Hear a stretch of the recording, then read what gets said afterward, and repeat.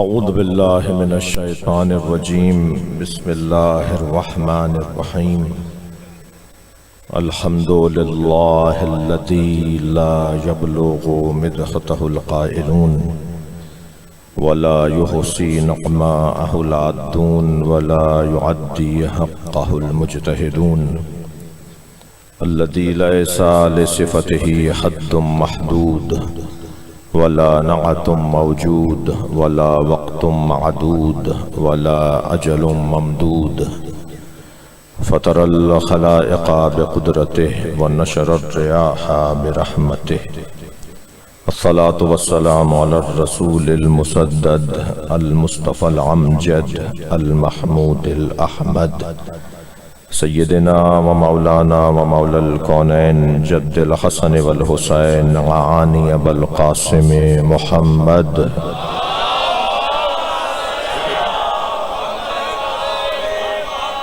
وآلہ الطیبین الطاہرین المعصومین الذین قال اللہ انما یرید اللہ لیذہب عنکم الرجس اہل البیت ویطہرکم تطہیرا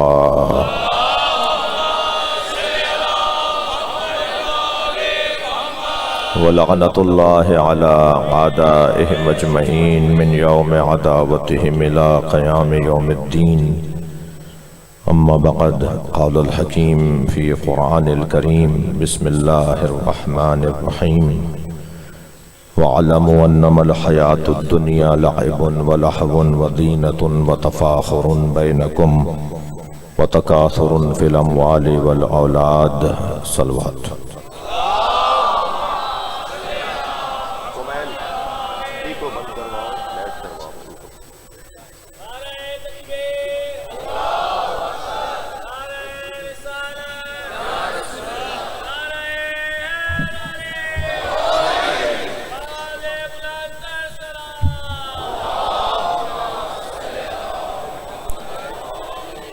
کچھ ہو سکتا ہے جو دوست میرے کھڑے میں ان کے بیٹھنے کا انتظام ہو جائے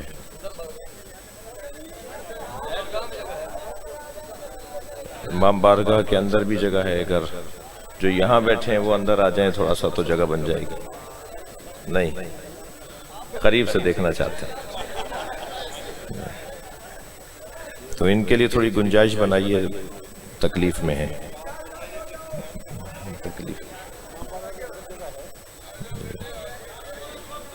تھوڑا سے جگہ بنا لیجئے، بڑی عنایت ہوگی آپ کی. تکلیف میں آئیں گے مگر کچھ شاباش. ایک صلوات پڑھتے ہوئے تھوڑا آگے آ جائیے. جائیں گے نہیں، سامنے دیکھنا چاہتے ہیں. آپ میں سے کچھ ایک آدھ دو لوگ اوپر آ جائیں. آپ اوپر آ جائیں. غیر صاحب آپ جگہ دے جائے گی.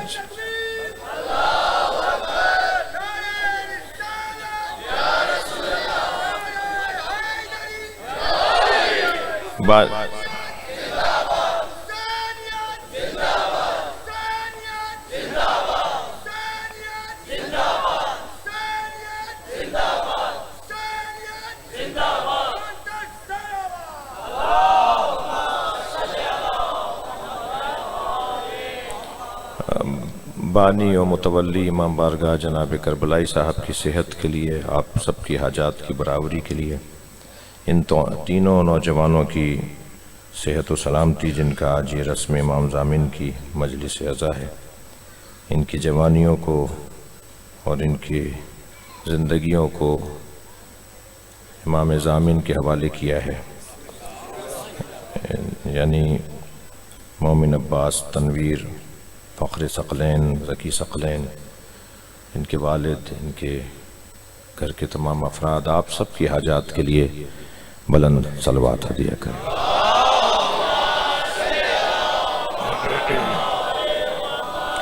بزرگ تشریف فرمائے ہیں اور بعض دوست خاص طور پہ دور سے، بھاولپور سے کچھ میرے عزیز تشریف لائے ہیں مجلس سننے کے لیے. ملتان کے دور دراز سے علماء کرام تشریف فرمائے ہیں.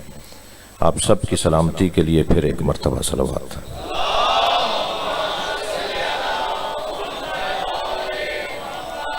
سب نے صلوات نہیں پڑھی ہے. اللہم صلی علی محمد وعلی محمد۔ سورہ مبارکہ حدید ہے اور آیت اپنے اعتبار سے بڑا حسن رکھنے والی آیت ہے۔ میں سوچ رہا تھا کہ رسم امام ضامن کی مجلس ہے تو کون سی آیت کون سا مضمون لیا جائے، تو دل نے کیا کہ کچھ دیر جوانوں پر غور کرتے ہیں۔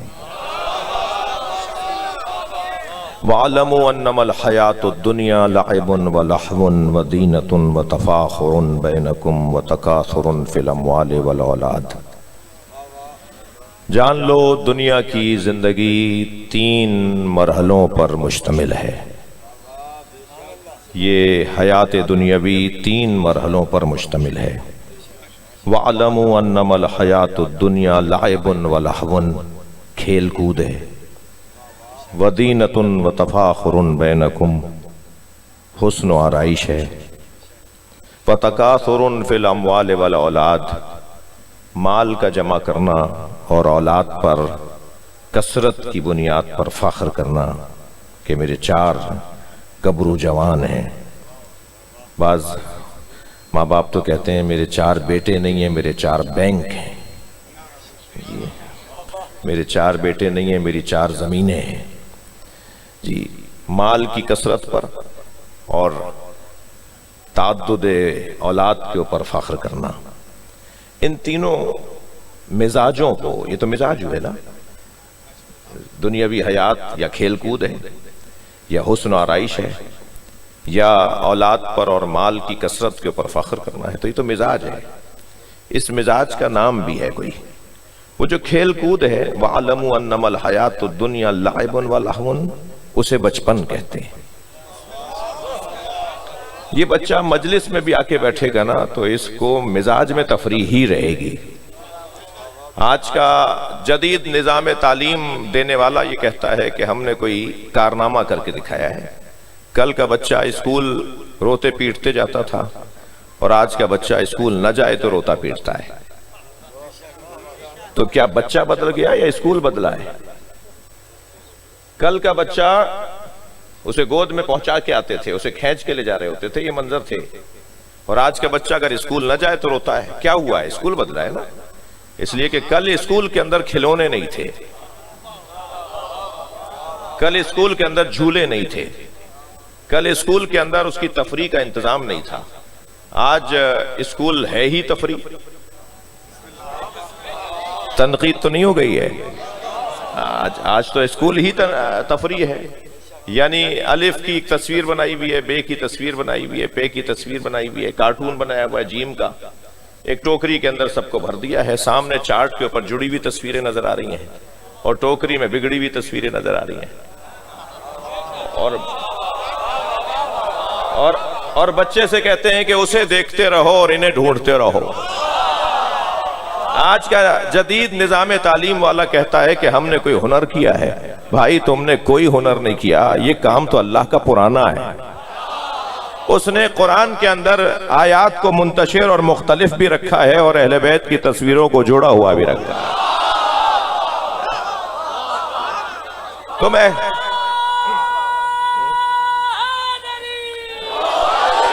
تم قرآن کی آیات کو دیکھتے رہو، اہل بیت کی تصویروں سے جوڑتے رہو۔ تو آج کا بچہ اسکول میں تفریح کرنے جا رہا ہوتا ہے، اسے کھیل کا ماحول دیا جاتا ہے، اس کے مزاج میں کھیلنا ہے، اس کے مزاج میں تفریح ہے۔ یہ اگر کسی بھی وجہ سے مجلس میں آ بھی جاتا ہے، ماں باپ لے آتے ہیں، ماحول لے آتا ہے، جی شاباش ملے گی، کچھ تبرک بھی مل جائے گا، کوئی مثال کے طور پہ فلاں دوست بھی وہاں مل جائے گا، تو یہاں بیٹھ کر بھی اس کا دماغ تفریح میں ہی لگا ہوا ہوتا ہے۔ تو میں بڑوں سے کہوں گا کہ خبردار، جب ان کی جوتیاں ہمارے پیروں میں نہیں آتی تو ان کی عقل ہماری عقل کے برابر کیسے ہوگی؟ تو ان سے ناراض ہونے کی ضرورت نہیں ہے، ان کا تو آ جانا ہی غنیمت ہے، اور انہیں اپنے ساتھ لے آئیے، اور اگر کچھ دیر بیٹھ کر یہ جانا بھی چاہیں تو جانے دیجئے۔ اتنی دیر آ کر بیٹھ جانا بھی انہیں کم سے کم اس مجلس سے یہ ملے گا کہ اس حلیے والا ہمارا عالم ہوتا ہے۔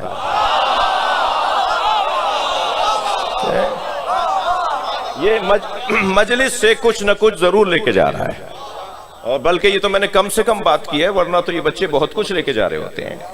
اور حتیٰ آج کا بچہ تو بہت کچھ سمجھ رہا ہوتا ہے، اور آج کا بچہ نہیں رہا. آج کے سوشل میڈیا نے اسے قبل از وقت جوان بنا دیا ہے. تو یہ خطرناک بات بھی ہے. تو یہ جو کھیلنے کا مزاج ہے نا، یہ کھیل میں بہت کچھ کر رہا ہوتا ہے.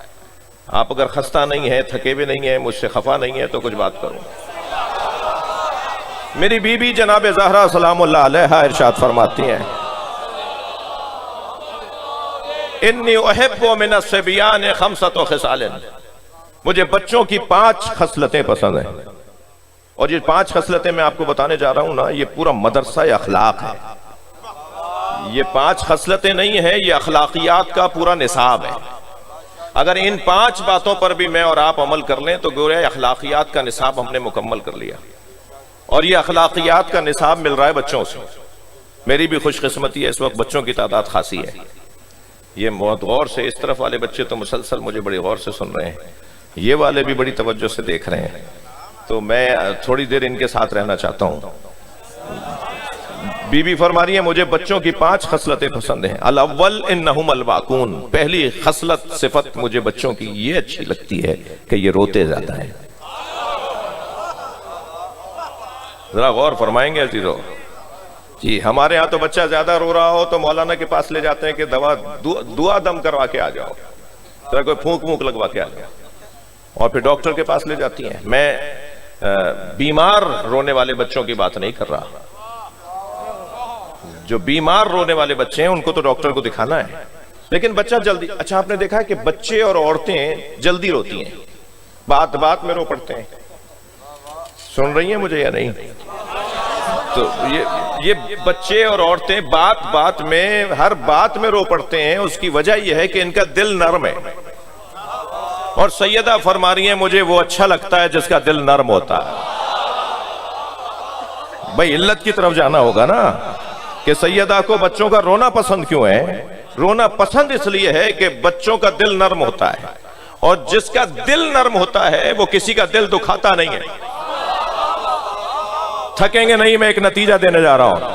آپ 2 بچوں کو ذرا کھیلتے ہوئے دیکھیے. کھیل میں ایک بچہ دوسرے بچے کو دھکا دے دیتا ہے، اور وہ گرنے والا بچہ تو یوں روتا ہے کہ اسے چوٹ لگتی ہے، مگر سارا ماحول دیکھتا ہے کہ دھکا دینے والا بھی رو رہا ہے.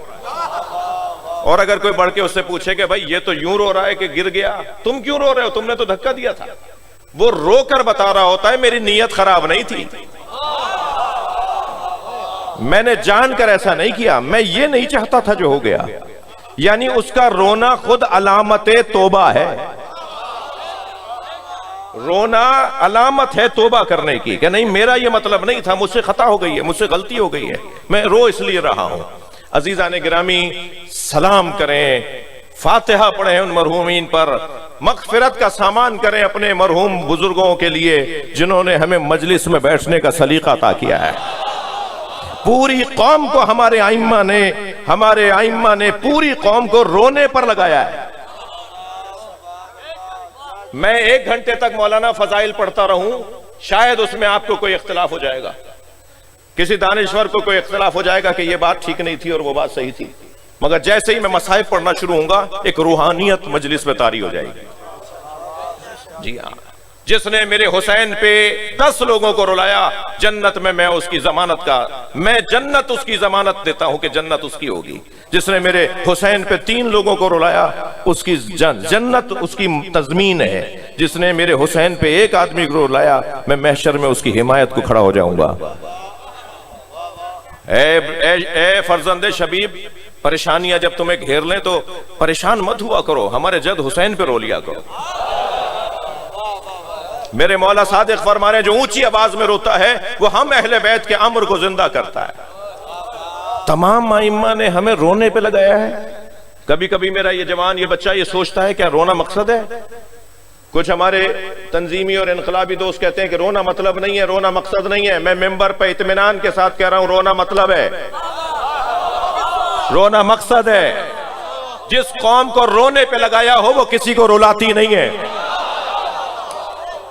لہذا سب سے اچھی تصویر مسلمانوں میں عزاداروں کی ہے.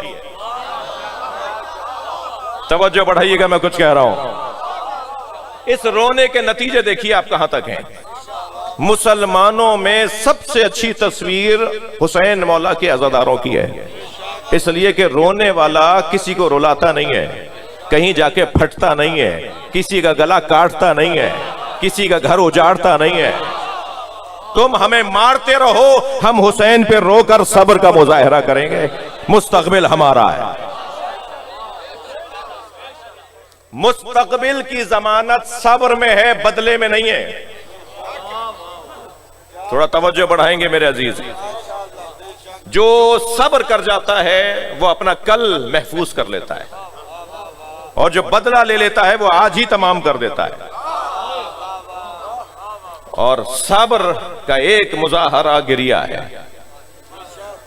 میرے ساتھ گزری ہے بھائی، بعض ذاکرین اور خطبہ کے بھی اس طرح کی مثالیں ہیں مگر میرے اپنے ساتھ یہ بات گزری ہے کہ میں ایک ایئرپورٹ پہ اترا، کسی یورپین علاقے کا ایئرپورٹ تھا، اور آپ کو پتا ہے کہ میں اسی حلیے میں رہتا ہوں، جس حلیے میں آپ کے سامنے بیٹھا ہوں اسی حلیے میں رہتا ہوں۔ تو 50 دفعہ ایسا ہوا ہے کہ برابر والے آپ شیعہ مولوی ہیں، آپ سے سوال کر لوں جہاز میں، ایئرپورٹ پہ، کہیں آتے جاتے، تو میں کہتا ہوں بھائی میں پہن کے اس لیے پھر رہا ہوں کہ آپ سوال کر لیں۔ ہمارے بارے میں خود سے فیصلے کرتے ہیں، ہم سے نہیں پوچھتے کہ بھائی ماتم میں کرتا ہوں، جواب یہ دیتے ہیں۔ میں ماتم کرتا ہوں تو جواب بھی میں ہی دوں گا نا کہ کیوں کرتا ہوں۔ کالے کپڑے ہم پہنتے ہیں تو جواب بھی ہم دیں گے نا کیوں پہنتے ہیں۔ آپ تو پہنتے نہیں ہیں تو آپ کیسے جواب دے رہے ہیں؟ امام حسین پہ ہم روتے ہیں نا تو جب دلیل بھی ہم ہی دیں گے۔ آپ تو کہتے ہیں کہ بدعت ہے تو آپ کیسے دلیل دیں گے؟ فعل انجام دینے والا دلیل دیتا ہے بھائی، جو کوئی انجام دے رہا ہوتا ہے، کام کر رہا ہوتا ہے، وہی دلیل دیتا ہے میں یہ کام کیوں کر رہا ہوں۔ تو میں ایک ایئرپورٹ پہ اترا تو چند انگریز آگے سے گزرے اور آپس میں باتیں کرتے ہوئے جانے لگے، دیکھو کتنا اچھا اس کا ڈریس ہے، ڈریسنگ کتنی اچھی ہے اس کے لک کتنا اچھا ہے اس میں۔ اب وہ اپنی، اور ان میں سے کچھ لوگ پلٹ کر آئے، ان میں کچھ خواتین بھی تھیں، مجھ سے کہنے لگا کہ یہ آپ نے کیا پہنا ہوا ہے؟ تو میں نے کہا یہ مسلم اسکالرز کا لباس ہے، مسلمان دانشور اس طرح سے پہنتے ہیں۔ تو وہ خاتون تھی، مجھ سے کہنے لگی، اور بہت سارے لوگوں میں ایک خاتون بھی تھی، کہنے لگی کہ مسلم اسکالرز میں ہیں تو بتائیں، مسلم اسکالرز میں سے ہیں تو بتائیں پروفٹ محمد کے گھر والوں کو مانتے ہیں یا دوستوں کو؟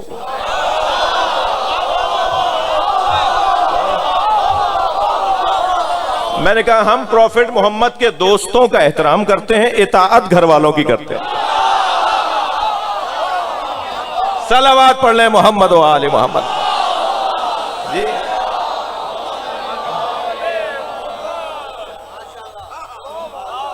جملہ تو رہ گیا جو اصلی بتانے کا تھا۔ جب میں نے ان سے یہ کہا نا کہ ہم پروفٹ محمد کے دوستوں کا احترام کرتے ہیں مگر اطاعت گھر والوں کی کرتے ہیں، تو وہ آپس میں کہنے لگے ہاں وہ پروفٹ محمد کے گھر والوں کو جو مانتے ہیں نا وہ اچھے مسلمان ہیں۔ جی ہماری مظلومیت نے ہمیں حقانیت کا ثبوت فراہم کیا ہے۔ ظالم کبھی حق پہ نہیں ہوتا۔ آپ میرا موضوع امامت کا موضوع اس وقت نہیں ہے، ورنہ میرا پسندیدہ موضوع ہے علم کلام میں عقیدہ امامت۔ اللہ نے قرآن مجید میں جنہیں امام بنانے کی بات کی ہے نا، ان کی دو صفتیں بیان کی ہیں، امام یا معصوم ہوتا ہے یا مظلوم ہوتا ہے۔ جی وَنُرِيدُ أَن نَّمُنَّ عَلَى الَّذِينَ اسْتُضْعِفُوا فِي الْأَرْضِ وَنَجْعَلَهُمُ الْوَارِثِينَ وَنَجْعَلَهُمُ الْأَئِمَّةَ وَنَجْعَلَهُمُ الْوَارِثِينَ۔ ہم نے جنہیں زمین پر پریشانیوں کا سامنا رہا، جنہیں مشکلات کا سامنا رہا، جن پہ ظلم ہوتا رہا، ہم نے انہیں امام بنایا ہے۔ تو اللہ امام بناتا ہے مظلوموں کو، اور امام کسے بناتا ہے؟ معصوموں کو۔ یا مظلوموں کو امام بناتا ہے یا معصوموں کو امام بناتا ہے۔ لا ینال عہد الظالمین، ہمارا یہ عہدہ امامت ظالموں تک نہیں پہنچے گا۔ تو یا وہ معصوم کو امام بناتا ہے یا وہ مظلوم کو امام بناتا ہے۔ تو میں ان بچوں جوانوں سے کہہ رہا ہوں کہ کبھی اگر تمہیں کوئی تنگ کر رہا ہو تو انتقام ہی یہ ہے کہ انتقام نہ لو۔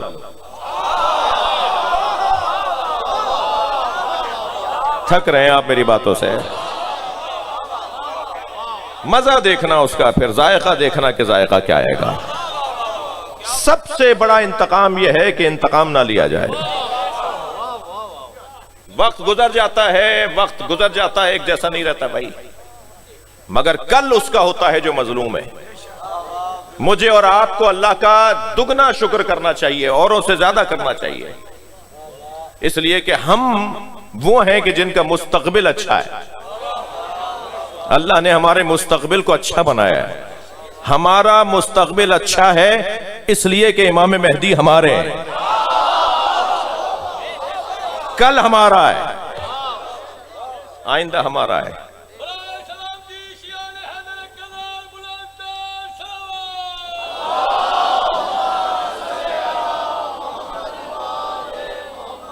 بات آگے بڑھے. الاول انہم الباکون، مجھے اچھا لگتا ہے یہ روتے زیادہ ہیں. بی بی فرمانی الثانی، دوسرا بچوں کا کمال اور بچوں کی صفت، لا یدخرون لغد، یہ آج کا کام کل پہ نہیں چھوڑتے. آپ کتنا ہی کہیں کل دلوا دیں گے، کل لے چلیں گے، یہ کہتے ہیں ہمیں آج ہی جانا ہے، ہمیں ابھی چاہیے، ہمیں یہی چاہیے. یہ اپنے عمل سے بتاتے ہیں جو طے کر لیا اسے کل پہ کیوں چھوڑ رہے ہو؟ یہ آج کا کام کل پہ کیوں لے جا رہے ہو؟ جب طے ہو گیا تو آج ہی کر کے دکھاؤ. الثالث یجتمعون علی التراب، مجھے اچھا لگتا ہے کہ مٹی پہ بیٹھ جاتے ہیں، ان کے وجود میں تکبر نہیں ہے، یہ انانیت کے قائل نہیں ہے.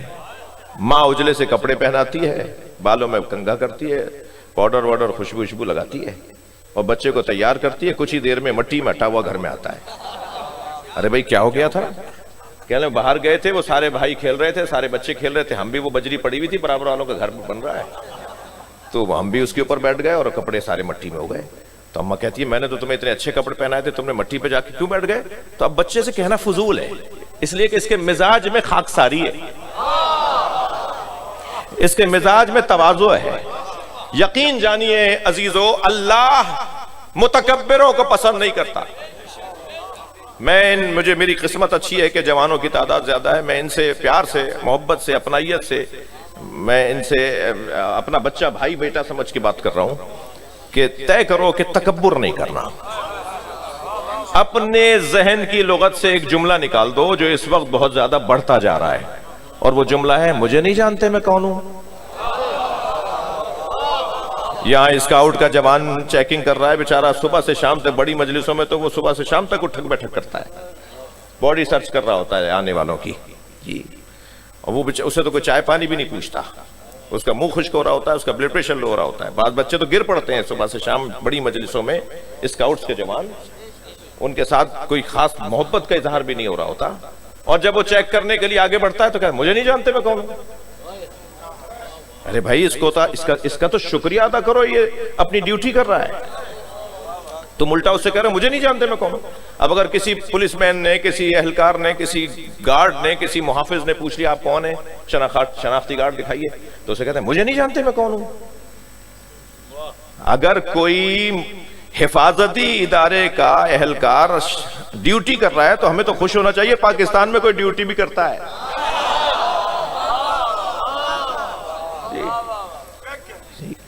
نہیں، میں آپ کو جوانوں کو ایک جملہ دے رہا ہوں، پہلے تو اپنے ذہن سے یہ جملہ نکال دو کہ مجھے نہیں جانتے میں کون ہوں. یہ تکبر کا جملہ ہے، یہ حسینیوں کا جملہ نہیں ہے، یہ خاکساروں کا جملہ نہیں ہے، یہ زمین پہ بیٹھنے والوں کا جملہ نہیں ہے. یہ وائرس کہیں اور سے آیا ہے، یہ بیماری تکبر کی کہیں اور سے آئی ہے. آپ کو میں ایک جملہ کہہ رہا ہوں، اگر آپ سے کوئی کہے مجھے نہیں جانتے میں کون ہوں، تو اس کو پہلا جملہ یہ کہہ دو تم خود اپنے آپ کو نہیں جانتے کہ تم کون ہو. اگر تم اپنے آپ کو جانتے ہوتے نا تو کبھی بھی تکبر نہیں کرتے. پھر مجھے یاد آ رہے ہیں اپنے بزرگ جنہوں نے ہمیں عزاداری سجا کے دیے ہیں، ان کے لیے دعائیں کریں، ان کے لیے ان کا احترام کریں ان بزرگوں کا. ہمیں زمین پر بیٹھنے کی مشق روزانہ کروائی جاتی ہے. یہ کارپیٹ اگر یہ اپنے بچے کی شادی میں ہمیں اس پہ بٹھا دیتے نا تو ہم نہیں بیٹھتے، لیکن مجلس عزا کے کارپیٹ پہ بیٹھ گئے. جی ہم کسی کے گھر بھی جوتے اتار کے نہیں جاتے بھائی. پاکستان میں کچھ بڑے لوگ ہیں، پیر صاحبان ہیں، جن کے ہاں جوتے اتار کے ان کے مرید اندر جاتے ہیں. ہم کسی کے گھر جوتے اتار کے نہیں جاتے، مگر حسین کے گھر جوتے اتار کے آتے ہیں. ہم سب جوتیاں اتارے بیٹھے ہیں نا، مجھے ہاں نہ کے جی گردن ہلائیے تھوڑی سی، ہم سب جوتیاں اتار کے مجلس میں بیٹھے ہیں نا، مولا علی نے جوتیوں کا نام دنیا رکھا ہے، ہم اپنی دنیا باہر چھوڑ کر آتے ہیں۔ صلوات پڑھ لیں محمد و آل محمد۔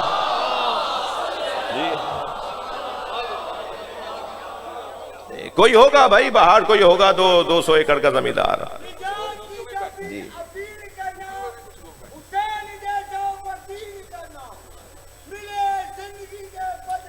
سبحان اللہ،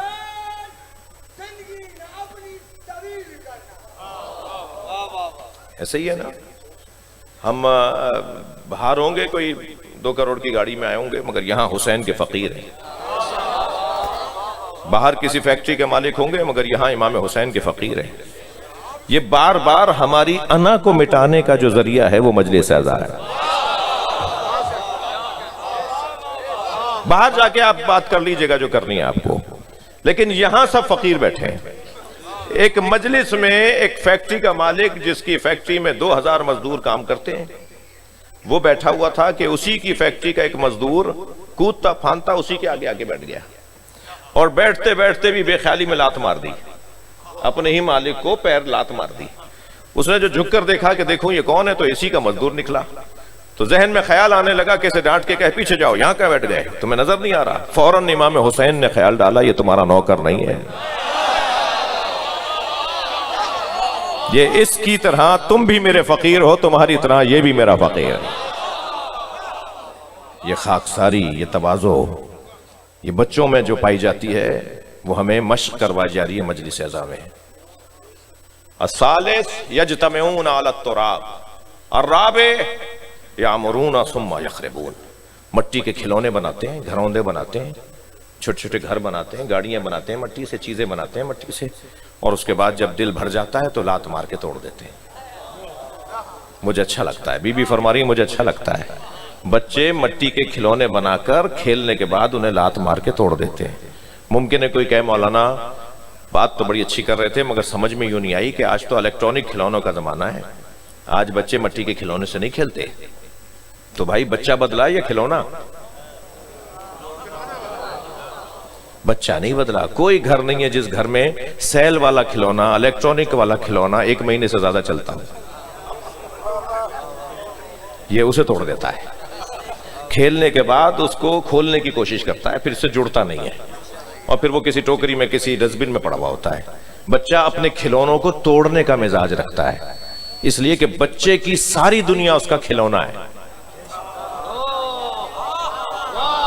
اور مولا علی فرما رہے ہیں یہ دنیا تمہارے استعمال کی شے ہے، تمہیں کہیں استعمال نہ کر جائے۔ جی اور 5ویں صفت تو کیا کہنا، ابھی بھی فرماتی ہیں 5 الخامس یختصمون بغیر حقد۔ تھکے ہوئے تو نہیں ہیں آپ؟ مجھ سے آپ مطمئن ہیں بات آگے بڑھے؟ بی بی فرما رہی ہیں یختصمون بغیر حقد، یہ لڑتے ہیں مگر دلوں میں کینہ نہیں رکھتے۔ ان میں لڑائیاں ہوتی ہیں مگر دوبارہ بیٹھ جاتے ہیں، بڑے لڑ لیتے ہیں آپس میں بچوں کی وجہ سے۔ چاچا تایا نے مرنا جینا اٹھا لیا جن بچوں کی وجہ سے وہ دوبارہ کھیل رہے تھے۔ ارے بھئی تمہاری وجہ سے تو مرنا جینا اٹھا کے آ گئے، تم دوبارہ کھیل رہے ہو۔ یہ بچے اپنے عمل سے بتاتے ہیں کہ ہم لڑے تھے مگر کینہ پرور نہیں ہے، دوستی ہو گئی۔ عزیزوں ہماری قوم کی کچھ کمزوریاں ضمناً بیان ہو گئی ہیں، صلوات پڑھ لیں محمد و آل محمد۔ اس سے بلند صلوات ہدیہ کر دیں نبی اور آل نبی۔ یہ جتنے جوان بیٹھے ہیں، یہ تینوں جوان جن کو امام ضامن باندھا، جتنے اور جوان بیٹھے ہیں، ان سب کی جوانیوں کی سلامتی کے لیے بلند صلوات پڑھ دیں۔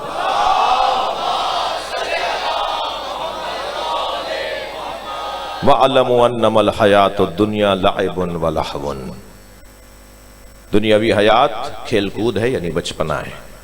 وَزِينَةٌ وَتَفَاخُرٌ بَيْنَكُمْ، اور دوسری کیفیت دنیاوی حیات کی ہے زینت اور اپنے حسن پر فخر کرنا، اسے کہتے ہیں جوانی۔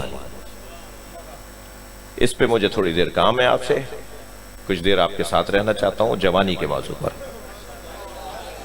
اور جو تیسرا مرحلہ ہے وہ ہے وَتَكَاثُرٌ فِي الْأَمْوَالِ وَالْأَوْلَادِ، مال کی کثرت پر اور اولاد کی کثرت پر فخر کرنا۔ بولنا میرے اتنے بیٹے ہیں، اتنے دکانیں، اتنی زمینیں، اتنا میں نے کمایا ہے، اتنی گاڑیاں ہیں. یہ پیسے کو اور اولاد کو بار بار دہرانا، اسے بڑھاپا کہتے ہیں. بزرگوں کے ساتھ بیٹھیے، وہ بتائیں گے کیسے کمایا تھا. بزرگوں کے ساتھ بیٹھیے، وہ بتائیں گے میرے بچے کو میں نے کیسے پڑھایا، یہ ہوا تھا تو ایسا ہوا تھا، اس کو میں نے ایسے پڑھایا، ایسے اس فلاں اسکول میں داخل کروایا، اور آج دیکھو میرا بچہ جو ہے وہ سیکٹری لگا ہوا ہے، آج دیکھو میرا بچہ کتنا بڑا افسر لگا ہوا ہے، اور میرا فلاں بیٹا تو ایسا ہے، اور اس کو تو تم نے دیکھا ہی نہیں کیسا ہے. بزرگوں کی تو باتیں ہی صرف یہ ہوتی ہیں نا، اپنے مال پر اور اپنی اولاد پر فخر کرنا، یہ ہے بڑھاپا. لیکن وہ جو درمیانہ ہے نا، علامہ ذیشان حیدر جوادی نے بڑا حسین فرمایا ہے کہ ایک پہاڑ کو تصور میں لائیں. پہاڑ کا یہ دامن اور پہاڑ کا وہ دامن، اور پہاڑ کی چوٹی، چوتھی تو کوئی چیز ہی نہیں ہے نا. پہاڑ کا یہ دامن یا پہاڑ کا وہ دامن یا چوٹی. پہاڑ کا یہ دامن جہاں سے آپ چڑھ رہے ہیں اسے بچپنا کہتے ہیں، اور پہاڑ کی چوٹی کو جوانی کہتے ہیں، اور پہاڑ کے اس دامن کو بڑھاپا کہتے ہیں. اسے اگر تصور میں لے آئیں تو ہمیں پوری زندگی کا خلاصہ نظر آتا ہے. وہ جو پہاڑ کی چوٹی پہ کھڑا ہوا ہے نا، وہ ہے جوان، جسے بچپنے سے یہاں تک آنے کے مسائل سے بھی آگاہی ہے، اور وہاں جا کے اب سمجھ میں آ رہا ہے کہ بڑھاپا کیسے ہوگا. لہٰذا وہ بڑھاپا بھی اپنا دیکھ رہا ہوتا ہے، اور بچپنے کے تجربات بھی اس کے سامنے ہوتے ہیں، بڑھاپے میں آنے والے خطرات بھی اس کے سامنے آ رہے ہوتے ہیں. مگر جوان کو عزت یہ حاصل ہے کہ یہ بالکل پہاڑ کی چوٹی پہ کھڑا ہے، یعنی اس کو بلند رکھا ہے اللہ نے. کچھ دیر کے لیے بزرگ ذرا برداشت فرمائیں گے مجھے. جوان کو پہاڑ کی چوٹی پہ اللہ نے رکھا ہے. کیا یہ پہاڑ کی چوٹی نہیں ہے کہ شریعت مکمل جس سے بات کرتی ہو وہ جوان؟ بچے تو بات ہی نہیں کرتی بچے سے. اللہ بچے سے بولتا ہی نہیں ہے نماز پڑھو، اللہ بچے سے بولتا ہی نہیں ہے روزہ رکھو. یہ تو والدین کی تربیت ہے کہ نابالغ بچوں سے روزہ رکھوا لیتے ہیں، نمازیں پڑھوا لیتے ہیں، مگر نہ کریں. اگر ایسا تو کوئی گناہ نہیں ہے نا ان کا. اللہ کی شریعت بات ہی نہیں کرتی بچے سے. بزرگ سے بھی کہتی ہے پڑھ سکتے ہو، نہیں پڑھ سکتے بیٹھ کے پڑھ لو، بیٹھ کے نہیں پڑھ سکتے لیٹ کے پڑھ لو، لیٹ کے نہیں پڑھ سکتے اشارے میں پڑھ لو. اچھا اشارے بھی نہیں کر سکتے تو زبان کو دہرا لو، بس زبان منہ کے اندر ہی دہرا لو. یعنی شریعت آہستہ آہستہ بات کرنا بند کرتی ہے، اسے کہتے ہیں بڑھاپا. اور شریعت جس سے بات ہی نہیں کرتی اسے کہتے ہیں بچہ. شریعت جس سے مکمل خطاب کرتی ہے اسے کہتے ہیں جوان.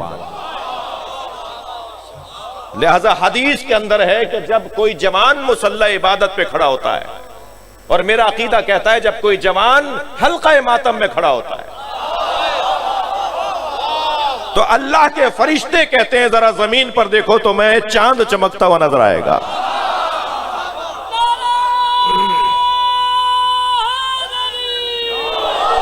یہ مصلی عبادت میں اور امام حسین کے ذکر میں جو جوان نظر آتا ہے اس پہ عرش کے فرشتے فخر کر رہے ہوتے ہیں. یعنی عرش والوں کو زمین پہ چمکتا ہوا ستارہ اور چاند اگر کوئی نظر آتا ہے تو وہ جوان ہے جو جوانیوں کے باوجود اللہ کی عبادت میں مصروف ہوتا ہے. مکمل خطاب ہے جوان کے ساتھ. اب جوان کی صفت کیا بیان کی ہے؟ اب بھائی یہ میں نے مضمون سوچ لیا ہے، برداشت کیجئے آپ مجھے. جوان کی جو صفت قرآن مجید نے بیان کی ہے وہ ہے وَزِینَةٌ وَتَفَاخُرٌ بَيْنَكُمْ.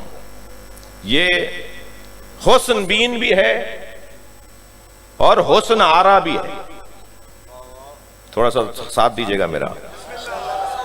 جوان یعنی حسن بین، جوان یعنی حسن آرا. حسن بینی کے لیے آئینہ چاہیے ہوتا ہے، حسن آرائی کے لیے غیر چاہیے ہوتا ہے جو دیکھ کر تعریف کرے. یعنی لفظوں کو یوں کہوں کہ حسن بینی کے لیے کوئی اور نہیں چاہیے، آئینہ چاہیے. سب سے زیادہ آئینے کے سامنے کھڑے ہونے کا جو دور ہے وہ جوانی ہے. سب سے زیادہ جو آئینے کے سامنے کھڑا ہوتا ہے وہ جوان کھڑا ہوتا ہے. دھیمے سے دھیرے سے کہتا ہوں کہ کچھ بوڑھے ہونے کے بعد بھی بھول جاتے ہیں کہ وہ بوڑھے ہیں اور آئینہ چھوڑ ہی نہیں رہے ہوتے. تو جوانی یعنی حسن بینی. آئینے کے سامنے آتے جاتے رہے بھائی ابھی تو دیکھ لیا تھا، اچھے لگ رہے ہو بھائی، کتنی دفعہ کہہ دیں، مگر پھر بار بار آئینے کے سامنے کھڑا ہو گیا، پھر دوبارہ کنگھی، پھر دوبارہ پرفیوم، پھر دوبارہ اپنے آپ کو دیکھنا. یہ اپنے آپ کو دیکھ دیکھ کے خوش ہو رہا ہوتا ہے. جی اور اللہ کا بھی کیا کہنا کہ بد سے بدصورت جس کی ناک موٹی ہے، آنکھیں چندی ہیں، چہرہ اس کا توے جیسا ہے، وہ بھی آئینے کے سامنے کھڑے ہو کے کہتا ہے انہوں نے فلاں کی ناک دیکھی ہے، انہوں نے فلاں کی آنکھیں دیکھی ہیں، یہ جو میرے اوپر تبصرے کرتے ہیں انہوں نے فلاں کو دیکھا ہے۔ یہ اللہ کا کرم ہے کہ ہر بدصورت کو بھی اس نے مطمئن بنایا ہے۔ یعنی آپ کو دنیا میں کوئی نہیں ملے گا جو یہ کہتا ہو کہ میں بدصورت ہوں۔ جیسے دنیا بدصورت کہتی ہے، وہ خود خوبصورت ہے۔ کیا خوبصورتی چہرے کی ہے یا من کی ہے؟ یہ من کی خوبصورتی اسے مطمئن بناتی ہے، کبھی اپنی برائی نہیں کرے گا اپنے آپ سے۔ جی کچھ ملکوں میں یہ بیماری آئی ہے ناک چھوٹی کروانے کے لیے، ہاں ناک پتلی کروانے کے لیے آپریشن کرواتے ہیں، ناک کی ہڈی کٹواتے ہیں، اور وہاں بیماریاں طرح طرح کی آ رہی ہیں جہاں یہ ایسا ہو رہا ہے۔ وہ ناک کی ہڈی چھوٹی کروانے کے لیے معلوم ہے ان کا چہرہ ہی بگڑنا شروع ہو گیا۔ جی یہ اللہ نے جس کی آنکھ کان ناک جیسی بنائی ہے نا، اس کے چہرے کے مطابق بنائی ہے بھائی۔ اگر آپ بیلنس بگاڑیں گے تو اور چیزیں خراب ہوں گی، آپ ایک چیز کو ٹھیک کریں گے 4 چیزیں خراب ہو جائیں گی۔ لہٰذا مطمئن رہیے، میں بچوں سے بات کر رہا ہوں جی، کہ جو اللہ نے بنایا ہے اس نے ہم پر کرم کیا ہے۔ کیا یہ کم نہیں ہے کہ اس نے ہمیں بنانے کے بعد اپنے ہاتھوں کو مبارکباد دی ہے؟ تبارک اللہ احسن الخالقین، مبارک ہو اے اللہ تجھے، تو بہترین مخلوق کا خالق ہو گیا۔ اللہ اکبر۔ ساری دنیا میں جو اس نے نعمتیں اور اپنے کرشمے رکھے ہیں وہ ایک 6 فٹ کے بدن میں رکھے ہیں۔ یعنی قرآن کی آیت ہے نا سورہ مبارکہ فصلت کی، ظاہراً 55ویں یا 54ویں آیت ہے، فصلت کی آیت ہے، سنوریہم آیاتنا فی الآفاق وفی انفسہم حتی یتبین لہم انہ الحق۔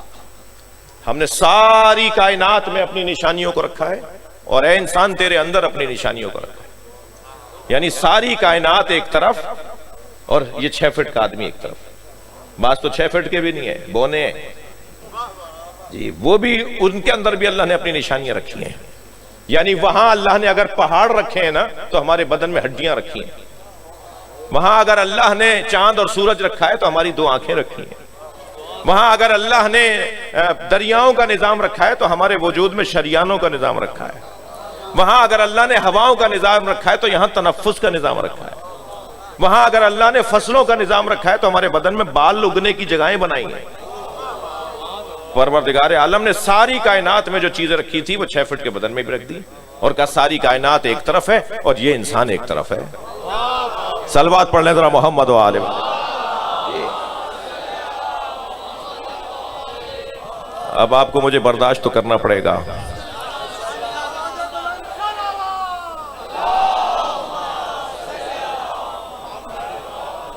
جی بعض دوستوں کو تو اٹھ کے جانے کی بھی جگہ نہیں ملے گی، تو بات پوری سنیں گے میری جی۔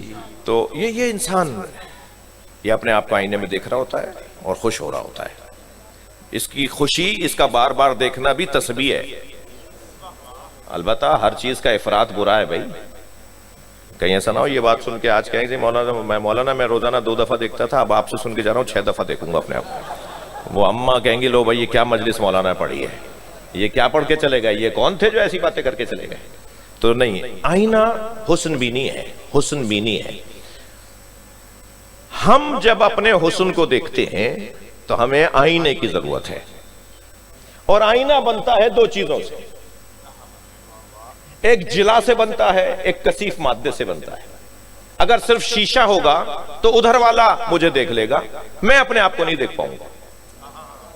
اس شیشے کے ساتھ ایک مادہ بھی ہوتا ہے، ایک کثیف مادہ بھی ہوتا ہے جو اس کے ساتھ جوڑا جاتا ہے تاکہ آئینے میں دیکھنے والے اپنے آپ کو دیکھ لے، اس طرف والا اسے نہ دیکھے۔ 2 چیزوں سے حسن بینی کا وسیلہ بنتا ہے جسے آئینہ کہتے ہیں۔ ہم اپنے حسن کو دیکھنے کے لیے آئینہ تلاش کرتے ہیں۔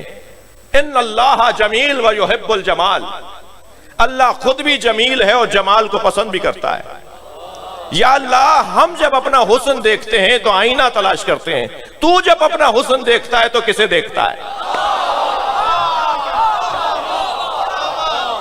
اللہ نے 14 آئینے بنائے ہیں، وہ 14 کو دیکھتا ہے، اپنے حسن کی تعریفیں کرتا ہے۔ صلوات پڑھ لیں محمد و آل محمد۔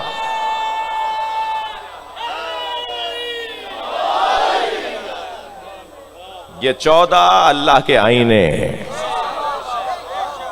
میرے بچوں جوانوں، جملہ پورا سمجھنے کی کوشش کرنا۔ آپ ایک کمرے میں کھڑے ہو جائیں، وسط میں کھڑے ہو جائیں اور چاروں طرف 14 آئینے لگا دیں اور 14 جگہ آپ نظر آ رہے ہو۔ آپ 14 ہیں یا ایک؟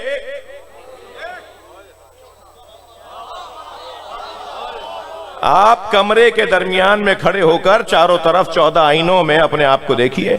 آپ 14 جگہ نظر آئیں گے مگر آپ ہیں ایک۔ اب سمجھ میں آ رہا ہے کہ وحدہ لا شریک بھی صحیح ہے اور چہردہ معصومین بھی صحیح ہے۔ وہ وحدہ لا شریک 14 کے ذریعے سے جلوہ کرتا ہے وہ ایک مگر دکھائی 14 جگہ جاتا ہے۔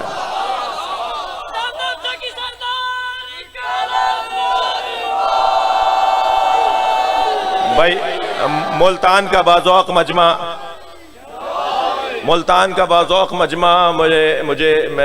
میں مجبور ہو رہا ہوں کہ 4 مصرے بھی سنا دوں آپ کو۔ شاعر کہتا ہے امام جتنے ہیں ایک نور سے ہے سب کا خمیر۔ شعر تو ایسے نہیں سنتے بھائی، تھوڑی سی توجہ بڑھائی گا۔ امام جتنے ہیں ایک نور سے ہے سب کا خمیر، ہیں ان میں سبھی محمد صغیر ہوں کہ کبیر۔ امام جتنے ہیں ایک نور سے ہے سب کا خمیر، ہیں ان میں سبھی محمد صغیر ہوں کہ کبیر۔ خیال ہے کہ نظر بندی مصور نے الٹ پلٹ کر دکھائی نہ ہو وہی تصویر۔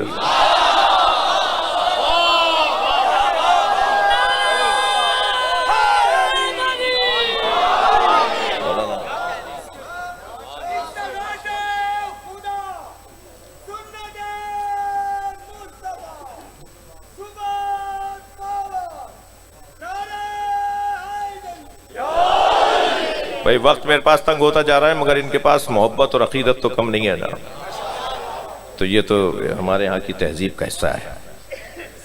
بات آگے بڑھے تو اللہ اپنے حسن کو دیکھتا ہے، تو جن کو دیکھتا ہے اور اپنے حسن کی تعریف کرتا ہے وہ یہ حسین ہے۔ لہذا معصوم فرمائیں گے معصوم کے لیے، معصوم فرمائیں گے اللہ کے لیے المتجلی لخلقہ بخلقہ، اے وہ اللہ جو مخلوق پر مخلوق کے ذریعے تجلی کرتا ہو۔ مخلوق پر مخلوق کے ذریعے سے اللہ تجلی کرتا ہے۔ ہم مخلوق ہیں، ہم پر اللہ کی تجلی ہوتی ہے ان مخلوقوں کے ذریعے سے جنہیں بنانے کے بعد اللہ نے اپنے ہاتھوں کو مبارکباد دی ہے۔ میں نے ایک جملہ کہا تھا، اسے بہتر کرتا ہوں۔ اللہ پسند نہیں کرتا کہ ہم تکبر کریں، وہ کہتا ہے ستار بن جاؤ، غفار بن جاؤ، قہار بن جاؤ، جبار بن جاؤ، مگر متکبر نہ بنو۔ جی تمہارے پاس کسی کا عیب آ گیا ہے، نظر آ گیا ہے، سمجھ گئے ہو، پہچان گئے ہو، پتہ چل گیا ہے، اسے چھپا کے دکھاؤ، ستار بنو۔ تخلقوا باخلاق اللہ، اللہ کی اخلاقیات کو اپناؤ۔ اللہ کے اخلاقیات یعنی کریم بنو، کسی کو کوئی روٹی کھانا کھلا کے دکھاؤ، کسی کے عیبوں کو چھپا کے دکھاؤ، مگر خبردار المتکبر الکبر و ردائی، تکبر میرے کپڑے ہیں، تکبر جو بھی اختیار کرتا ہے میرے کپڑوں میں ہاتھ ڈالتا ہے۔ شدید نفرت ہے اللہ کو تکبر کرنے والوں سے۔ تو میں سوچ رہا تھا، مولانا طالب علم ہوں، سوچ رہا تھا کہ اللہ متکبر جب چاہتا نہیں ہے کہ اس کی تکبر کی صفت لوگ اپنائیں تو وہ خود متکبر کیوں ہے؟ وہ ساری صفتیں چاہتا ہے کہ عام ہو جائیں مگر تکبر نہیں چاہتا کہ عام ہو۔ صرف اللہ ہی ہے جو متکبر ہے۔ اللہ متکبر کیوں ہے بھائی؟ اور کوئی اور کیوں نہیں ہو سکتا؟ تو مجھے تو ایک ہی بات سمجھ میں آئی، جسے محمد اور علی سجدہ کرے اسی کا حق ہے کہ وہ کہے اللہ اکبر، اسی کا حق ہے کہ اسے کہا جائے المتکبر۔ وہ حسن کو دیکھتا ہے، اسے آئینے چاہیے، اس نے 14 آئینے خلق کیے، یہ پھر آئینوں کو اس نے تقسیم کر دیا۔ اللہ آپ کو کربلا لے جائے، جو گئے ہیں انہیں بار بار لے جائے، اور جو جانے کی صلاحیت نہیں رکھتے انہیں وہ لے جائیں جو صلاحیت رکھتے ہیں لے جانے کی۔ جب آپ کربلا جائیں گے نا تو آپ کو ایسا لگے گا جیسے آپ زمین پر معراج میں ہو، معراج کی کیفیت میں ہو۔ جی لگتا ہی نہیں ہے کہ آپ زمین کے کسی خطے میں ہیں، جگہ ہی کچھ اور ہے۔ تو کیا کرتا ہے جوان؟ حسن بینی کرتا ہے آئینے میں، اور پھر چین سے بیٹھتا نہیں ہے، کیسا لگ رہا ہوں، یہ کپڑے کیسے ہیں، میرے بال سی ہیں، خوشبو ٹھیلکائی میں نے، ارے بھائی تم مطمئن ہو گئے، ہم سے کیوں پوچھ رہے ہو؟ یہ چاہتا دوسرے بھی تعریفیں کریں۔ اور یہ جوان جب باہر نکلتا ہے یہ طرح طرح کے چھوٹے بڑے کپڑے پہن کے نکلتا ہی اس لیے ہے کہ لوگ اس کو دیکھیں۔ کبھی آدھی پینٹ پہن کے نکلے گا، تو کبھی پینٹ پھٹی ہوئی، یہ تمہاری پینٹ نہیں، یہ تو ڈیزائن ہے، یہ تو فیشن ہے۔ ارے ہم تو سمجھتے تھے پھٹ گئی کہیں ہے، کہ نہیں پھٹی نہیں ہے، یہ تو فیشن ہے۔ یہ پینٹ پھٹی بھی ہوگی تو تبھی تو دیکھیں گے آپ ہمیں، مثال کے طور پہ کہیں سے ادھڑا ہوا ہوگا کچھ تو آپ کہیں گے بھائی کیا ہوگا، دکھانا تو چاہ رہا ہے وہ۔ بال ایسے عجیب و غریب بنائے گا۔ ابھی ہمارے بچوں نے بندے بھی دو طرح کے ہوتے ہیں بھائی، وہ جو اچھے والے بندے ہیں میں ان کی بات ہی نہیں کر رہا، مگر کچھ بندے ہیں جو بندے کے دکھانے کے لیے ہوتے ہیں۔ اچھا پھر اور بہت ساری چیزیں، شوز ایسے پہنیں گے، کپڑے ایسے پہنیں گے، یہ چاہ رہے ہیں دوسرے ان کو دیکھیں۔ اچھا جوان کی بات کر رہا ہوں، لڑکے اور لڑکی کی بات نہیں کر رہا۔ یہ مشکل لڑکیوں میں بھی ہے۔ اب جب لڑکی اس انداز سے باہر نکلے گی تو وہ تو فساد پھیلے گا، ٹھیک ہے نا؟ لڑکے کے ساتھ فساد تو لڑکے سے بھی پھیلے گا، لیکن وہ دگنا ہو جائے گا فساد۔ جب سج بن کر دکھاوے کے لیے باہر نکلے گا یہ جوان تو اس کی وجہ سے فساد پھیلے گا۔ آپ یقین رکھیے کہ اللہ نے جتنے بھی احکامات شریعت کے اندر اتارے ہیں وہ ہماری فطرت کے مطابق اتارے ہیں۔ توجہ چاہوں گا، دیکھیے پیاس فطری ہے یا نہیں؟ پیاس لگتی ہے، بھوک فطری ہے یا نہیں؟ ہر فطرت جب بے لگام ہونے لگے تو فساد ہوتا ہے۔ پیاس فطری ہے تو ہر چیز پی لیں، بھوک فطری ہے تو ہر چیز کھا لیں، جو مل جائے کھا جائیں۔ بھائی فطرت ہے بھائی، اللہ نے رکھی ہے بھوک، ہمیں جو مل گیا کھا لیا، ہر چیز کھا جائیں۔ ایک اور نیا جھگڑا کھڑا ہو جائے گا، ایک نیا فساد کھڑا ہو جائے گا۔ پیاس فطرت ہے، ہر چیز پی لیں، معلوم ہے کچھ پی لیا، یہ پیر کہیں رکھ رہے ہیں، پڑ کہیں رہا ہے، گرتے پڑتے، کوئی علاقے کے لوگ اٹھا کے گھر پہنچا رہے ہیں۔ کیا کیا تھا بھائی؟ کب پی لیا تھا کچھ، تو جو چاہو پی لو گے۔ یعنی اگر پیاس فطرت ہے تو ہر بہنے والی چیز پی لو گے، اگر بھوک فطرت ہے تو ہر کھانا کھا لیا جائے گا۔ کوئی گائے بھینس ہو کے کسی پرچون کی دکان سے گزرتے ہوئے دال کی بوری رکھی ہوئی تھی، چاول کی بوری رکھی تھی، اس نے منہ مارا، بوری گرا دی، آدھی کچھ کھا لی، انسان ہو نا۔ تو فطرت اگر بے لگام ہونے لگے، ایسے ہی فطری چیزوں میں بھوک پیاس کی طرح حسن آرائی ہے۔ چاہتا ہے یہ جوان کہ کوئی اسے دیکھے، پسند کرے، یہ حسن آرائی اس کی فطرت کا حصہ ہے۔ تو جہاں یہ فطرت بے لگام ہونے لگتی ہے، شریعت آ کے کہتی ہے خبردار، فساد نہیں پھیلانے دیں گے، پردہ کر کے باہر آؤ۔ صلوات پڑھ لیں ذرا محمد و آل محمد۔ پردے کے ساتھ باہر آؤ، تمہارے بے پردہ باہر آنے سے فساد پھیل رہا ہے۔ یہ جوان حسن بین بھی ہے اور حسن آرا بھی ہے، اور چاہتا ہے کہ اس کے حسن کا اظہار ہو۔ میں ذمہ داروں سے دست بستہ گزارش کروں گا، مجلس ملتان میں پڑھ رہا ہوں مگر ملتان کے لیے نہیں پڑھ رہا۔ یہ ویڈیو بن رہی ہے، کہاں کہاں کلپ جائے گا، دنیا میں کہاں کہاں دیکھا جائے گا، سنا جائے گا۔ ذمہ داروں سے گزارش کر رہا ہوں کہ جوانوں کے حسن میں اضافے کا سبب بنے۔ جب ایک مثلاً کسی کھیل کی دنیا میں جیت کر لوٹنے والا جوان ایئرپورٹ پر پہنچتا ہے تو وزیر صاحب بھی لینے جاتے ہیں، اس شہر کے ڈپٹی کمشنر صاحب اور کمشنر صاحب بھی لینے جاتے ہیں۔ لیکن جب جوان ایک اور حسن دکھا کر آتا ہے کہ کمپیوٹر کے مقابلے میں یہ گولڈ میڈل لے کر آ رہا ہے، جب یہ میتھ کے مقابلے میں آسٹریلیا سے گولڈ میڈل لے کر آ رہا ہے، تو کوئی وزیر نہیں جاتا۔ تعلیم میں جب حسن کا اظہار ہو، جوان کی تعلیم میں جب حسن کا اظہار ہو، تو ہمارے معاشرے کے ذمہ دار اسے ایئرپورٹ پہ لینے نہیں جاتے۔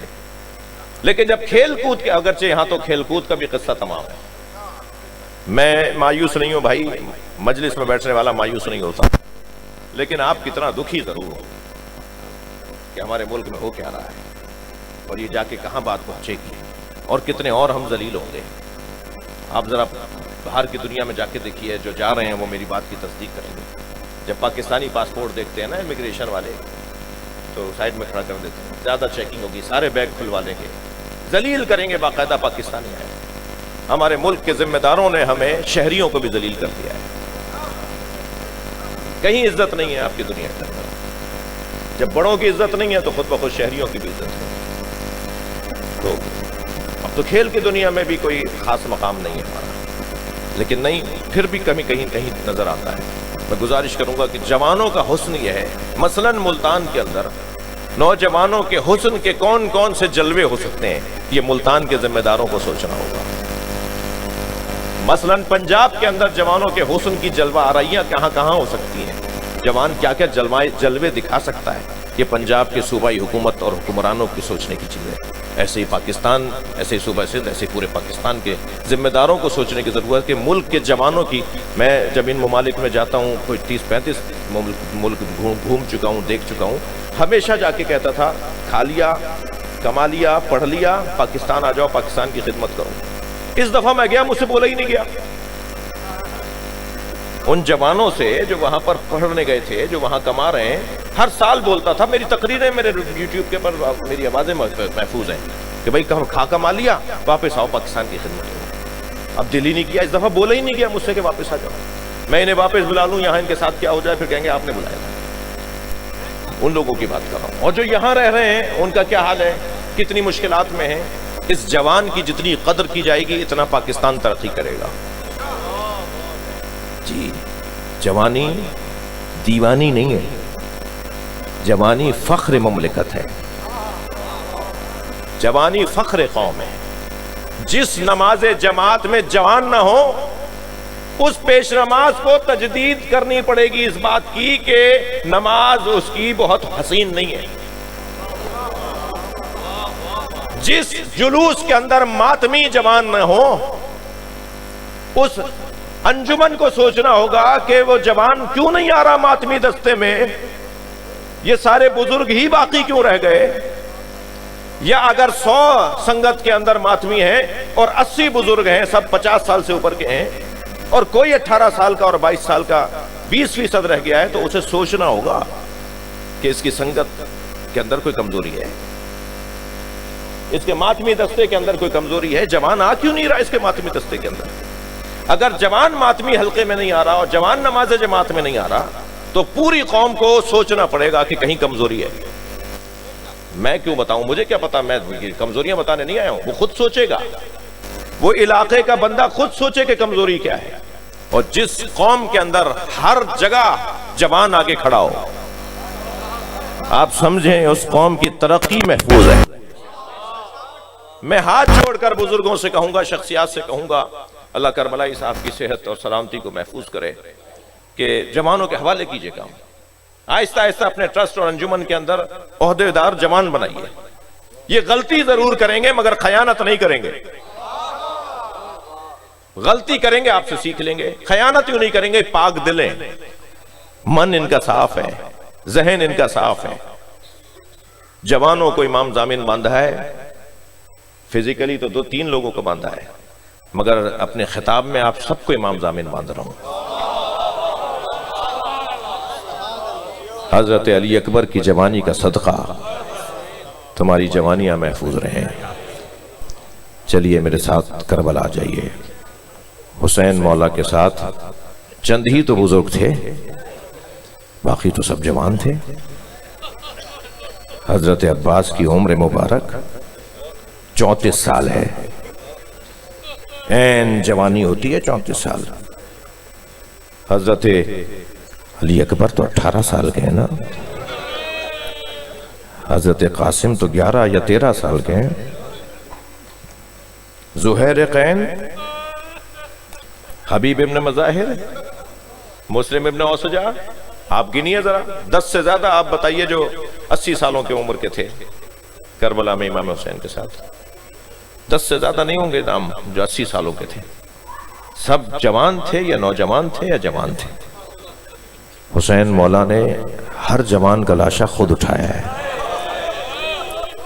اگر میں یوں کہہ دوں کہ ان جوانوں میں سب سے بڑا جوان تو خود حسین ہے، اجر و کمل اللہ. جس کا 6 مہینے کا بچہ کربلا میں ہو وہ ظاہری طور پر بھی تو جوان ہوگا. کربلا کے میدان میں 56 سال کی عمر ہے امام حسین کی.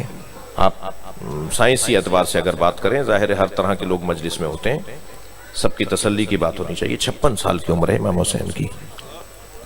مگر جو 56 سال کی عمر رکھتا ہے نا، وہ ظہر سے عصر تک بوڑھا ہو گیا تھا. چند لمحوں میں امام حسین کے بال سفید ہوئے تھے. آپ کی آوازیں بلند ہو رہی ہیں، آپ کی آنکھوں میں آنسو آ گئے ہیں. چلیے میرے ساتھ کربلا کے تصور میں آ جائیے. حسین مولا نے صبح سے عصر تک لاشیں بہت اٹھائے. اے رونے والو، ہر لاشا خود اٹھایا. بلکہ اگر کسی نے بڑھ کر کہا نا یہ غلام کا لاشا ہے، تو کہتے تھے میرے مہمان کا لاشا ہے، کہیں محبت بدنام نہ ہو جائے. امام نے ہر لاشا خود اٹھایا. جب حر کے بیٹے علی ابن حر نے اپنے بابا کو سلام آخر کیا، سوچ سکتے ہیں کہ ایک جوان بیٹا باپ کو پکارے تو باپ کتنی جلدی جائے گا، کتنی جلدی حر پہنچے ہوں گے اپنے بیٹے کے لاشے پر. سنیں گے کیا دیکھا، حسین پہلے سے موجود ہے، اور حر کے بیٹے کا لاشا امام حسین نے اپنی آغوش میں اٹھایا ہوا ہے. تو حر نے بڑھ کر کہا مولا یہ غلام زادہ ہے، اس کا لاشا میں خود اٹھاؤں گا. تو فرمایا حر جوان کی میت باپ نہیں اٹھاتا. اجرکم اللہ، اجرکم اللہ. جنہیں رونا آ رہا ہے، جن کے مذہب میں رونا جائز ہے، وہ تکلف کر کے نہ روئیں. 2-3 جملے کہوں گا. حر جوان کی میت باپ نہیں اٹھاتا. سلام ہو حسین کی غربت پر. جب علی اکبر کا لاشا اٹھا رہے تھے تو کوئی نہیں تھا جو بڑھ کر کہتا کہ جوان کی میت باپ نہیں اٹھاتا. سنیں گے عزادارو، برابر سے جناب زینب کے سلام کی آواز آئی. اب جو امام حسین نے مڑ کر دیکھا تو جناب زینب کھڑی ہیں. بھائی یہ لاشا زینب اٹھائے گی. واحد لاشا ہے کربلا کے میدان میں جو جناب زینب نے امام حسین کے ساتھ اٹھایا ہے. رو لیے، گریہ ہو گیا، آوازیں بلند ہو گئی، مجلس ہو گئی ہے. عزادارو 4 لاشوں پہ حسین بہت روئے. سنیں گے 4 لاشوں کے نام، سن لیجئے. میں اپنے بیان، اپنے خطاب کو مکمل کروں. جس لاشے پر امام کی آنکھوں سے آنسو رکے نہیں، ان میں 4 لاشیں ایسے ہیں جو آج میں اگر بولوں گا تو آپ کی آنکھوں میں آنسو اتر آئے گا. پہلا لاشا قاسم کا لاشا ہے، پامال بھتیجے کا لاشا. اجرکم اللہ، اجرکم اللہ. جو جہاں بیٹھا ہے اپنی آواز کو آزاد کرے. بلند آواز سے رونے والوں کو امام صادق دعا دیتے ہیں. لاشا اٹھا تو لیا امام حسین نے، مگر پامال لاشا ہے، گھوڑوں کی سموں سے پامال لاشا ہے. امام نے لاشا لا کے گنج شہیدہ میں رکھ دیا. مگر منظر بڑا عجیب تھا. ساری بیویاں وہاں موجود تھیں مگر اس بچے کی ماں نظر نہیں آئی. تو امام نے تعجب سے جناب زینب سے فرمایا بہن زینب، بھابی ام فروہ نظر نہیں آ رہی. تو فرمایا جب قاسم کی شہادت کی خبر آئی تھی تو بھابی ام فروہ خیمے کی پشت پہ چلی گئی تھی. اب جا کے جناب زینب نے کیا دیکھا، پیشانی سجدے میں ہے اور جناب ام فروہ تسبیح پڑھ رہی ہیں. شکرن شکرا، حقاً حقا، یا اللہ تیرا شکر ہے تو نے میری قربانی قبول کر لی. سجدہ مکمل ہوا تو جناب زینب کی آواز آئی بھابی آپ کو حسین بلا رہے ہیں. بی بی وہاں سے آئی ہیں، وہاں جہاں لاشا رکھا ہوا تھا. اپنے بچے کا پامال لاشا دیکھتی رہیں، بڑے اطمینان اور حوصلے کے ساتھ امام حسین کی طرف دیکھا اور دیکھ کے فرمایا اے آقا حسین، مجھے قاسم کا خون بھرا کرتا چاہیے. ہاں، امام حسین نے نہیں پوچھا کہ بھابی اس کرتے کا کیا کریں گی جو کرتا گھوڑوں کے سموں سے چاک چاک ہو گیا، تار تار ہو گیا، خون بھرا کرتا ہے، اس کا کیا کریں گی. مگر ماں مانگ رہی تھی نا. امام حسین نے کچھ ہی دیر میں خون بھرا کرتا، وہ تار تار کرتا جناب ام فروہ کو دے دیا. بی بی نے اسے خیمے میں لے جا کے رکھ دیا. عصر عاشور خیمے لوٹے. 11 محرم کو قافلہ کوفہ گیا. کوفے سے شام گیا، شام میں اسیر رہا. اسیری سے رہائی ملی تو تبرکات واپس آئے. کچھ زیورات آئے، کچھ چادریں آئیں، کچھ کرتے آئے، ایک جھولے کی جلی ہوئی لکڑیاں آئیں. اللہ اکبر، عجیب عجیب منظر تھا جب شام کے زندان میں تبرکات واپس آئے. ہر ایک بیوی نے اپنی اپنی گٹھڑی اٹھائی ہوئی تھی. جناب ام فروہ نے گٹھڑی سینے سے لگائی ہوئی تھی. یہ قافلہ شام سے کربلا آیا، کربلا سے مدینہ گیا. جب مدینہ پہنچی نا تو بار بار کہنے لگی میرا اونٹ جنت البقیع لے جاؤ. بی بی ام فروا بار بار فرماتی ہے میرا اونٹ جنت البقیع لے جاؤ۔ اب بی بی ام فروا کا اونٹ جب جنت البقیع پہنچا نا، قبر امام حسن کے برابر بیٹھی، گٹھڑی کھولی، خون بھرا کرتا نکالا، قبر امام حسن پہ پھیلا دیا، اے میرے والی تمہارے بچے کی نشانی لائی ہوں۔ قاسم نے وفاداری کا حق ادا کر دیا، اجرکم اللہ اجرکم اللہ۔ گریہ ہو گیا، مجلس ہو گئی۔ دوسرا لاشا جس پر امام بہت روئے ہیں، صرف نام لے رہا ہوں، وہ لاشا عباس کا لاشا، اپنے بھائی کا لاشا نہر کے کنارے چھوڑ کر آ گئے، مڑ مڑ کر بھائی کا لاشا دیکھتے رہے۔ حسین بہت روئے حضرت عباس کے لاشے پر۔ تیسرے لاشے کا نام سنیں گے، وہ لاشا علی اکبر کا لاشا۔ بچے کے سینے سے برچھی کا پھل نکالا، آواز دی ہے نانا آئیے اپنے ساتھ ابراہیم کو بلائیے، میں بھی اپنا اسماعیل ذبح کر رہا ہوں، یا اللہ مجھ سے میری قربانی کو قبول کر لے۔ چوتھے لاشے کا نام سنیں گے، وہ لاشا چھوٹا بہت تھا مگر رونے والوں حسین سے اٹھتا نہیں تھا، کبھی آگے جاتے تھے انا للہ، کبھی الٹے پیر واپس آتے تھے۔ اسی کیفیت میں امام حسین تھے کہ خیمے سے پردہ ہٹا، سامنے کیا دیکھا، سکینہ کھڑی ہیں۔ بی بی جانتی تھیں کہ بابا میرے بھائی کو پانی پلانے لے کے گئے ہیں، اور سارے بچوں کو بار بار تسلی دے رہی تھیں، سب سے چھوٹا ہے نا اس لیے لے کر گئے ہیں، جب وہ پی کر آ جائے گا تو ہمیں لے کے جائیں گے۔ لیکن جب سامنے دیکھا کہ بھائی کے اوپر بابا نے چادر ڈالی ہوئی ہے، ابا سے ڈھانپا ہوا ہے، اور جناب سکینہ نے دیکھا جو کچھ دیر پہلے تک تڑپ رہا تھا وہ آرام سے بابا کی گود میں سو رہا ہے، گریہ ہو گیا ہے۔ مجھے صرف ایک حاشیہ اور لینے دیجئے۔ 2-3 سال پہلے 6 محرم کو ایک جوان نے آ کر مجھ سے کہا مولانا میں مچھلی خرید کے لایا ہوں۔ میں نے اپنی بڑی بہن سے کہا باجی مجھے مچھلی تل دو، تو دادی بیٹھی ہوئی تھی تخت کے اوپر، آواز دی، مجھے آواز دے کر کہنے لگی بیٹا محرم میں مچھلی نہیں کھاتے۔ تو میں نے دادی سے کہا دادی حلال خدا حلال محمد قیامت تک حلال ہے، محرم اور ربیع الاول کا کیا مسئلہ ہے، ربیع الاول میں جائز اور محرم میں ناجائز؟ تو دادی کہنے لگی ہاں بیٹا تم ہماری بات کہاں مانو گے، آج کے جوان ہو ہماری بات کہاں مانو گے، جاؤ جا کے مولانا سے پوچھاؤ۔ تو مولانا دادی نے مجھے آپ کے پاس بھیجا ہے، میں آج 6 محرم میں مچھلی کھا لوں؟ تو جب وہ بول رہا تھا تو میں رو رہا تھا، تو میں نے روتے ہوئے اسے کہا میں اتنا بڑا عالم نہیں ہوں، مجھے اس کا جواب نہیں آتا، تم دادی کی بات مان لو۔ کہنے لگا کیا مطلب ہے، مچھلی کھاؤں یا نہیں کھاؤں؟ میں نے کہا نہیں دادی کی بات مان لو۔ کہنے لگا مولانا سمجھائیں مجھے۔ میں نے کہا بیٹا مولا حسین نے علی اصغر کے تڑپنے کو مچھلی کے تڑپنے سے تعبیر کیا ہے، اما ترونا کیفا یتلظا، دیکھ نہیں رہے میرا بچہ مچھلی کی طرح منہ کھولتا ہے منہ بند کرتا ہے۔ اجرکم اللہ اجرکم اللہ۔ جب جناب سکینہ نے دیکھا نا کہ بابا بھائی کو لائے ہیں اور بھائی بابا کی گود میں چین سے سو رہا ہے، تو دور سے آواز دے کر کہا بابا میں بھی پیاسی ہوں مجھے بھی لے جائیے۔ اب امام کیا بتائیں کیسا پانی پلایا ہے، بچی کی آواز پر خیمے سے پھر پردہ ہٹا۔ اب سامنے کیا دیکھا، جناب رباب کھڑی ہیں۔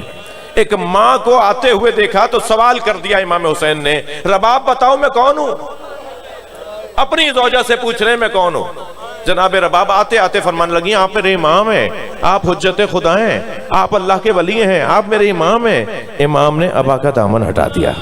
ایک ماں نے خون میں لت پت بچہ دیکھا، ننھے ننھے لبوں پہ لب رکھ دیے اور ایک مرثیہ بھرا جملہ کہا، یا بنیا مثلو کا ینہر، اے میرے لال عرب تو دودھ پیتا اونٹنی کا بچہ بھی نہر نہیں کرتا، کیا تجھ جیسوں کو نہر کیا جاتا ہے؟